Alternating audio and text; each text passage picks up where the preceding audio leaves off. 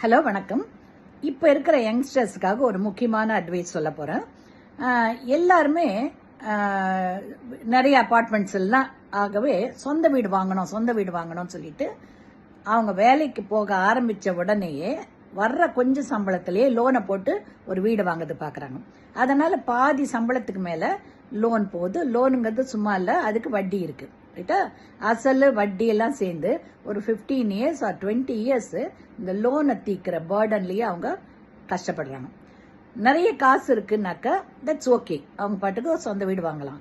அப்படி இல்லை, மிடில் இன்கம்மாக இருக்காங்க, கொஞ்சம் தான் இன்கம் வருது, ஆனால் நிறைய மெம்பர்ஸ் இருக்காங்க, ஃபைனான்ஷியல் மேனேஜ் பண்ண முடியலன்னாக்கா அவங்க சொந்தமாக ஒரு வீடு வாங்கணும்னு நினைக்கிறத விட ஒரு வாடகை வீட்டில் இருக்கிறது பெட்ரு.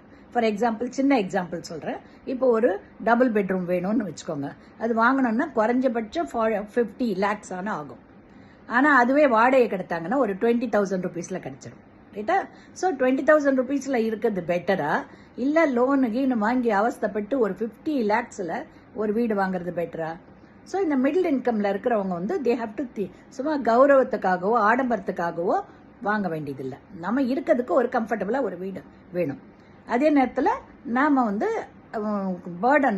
லோன் பேர்டன்லையும் இருக்கக்கூடாது. அந்த மாதிரி இருக்கும்போது ஃபைனான்ஷியல் மேனேஜ்மெண்ட்டை ப்ராப்பராக இருந்துட்டு லோனை வாங்கி 50 lakhs வீடை வாங்கிறத விட 20,000 ரெண்ட்டை கொடுத்துட்டு ரெண்ட் வீட்டில் இருங்க.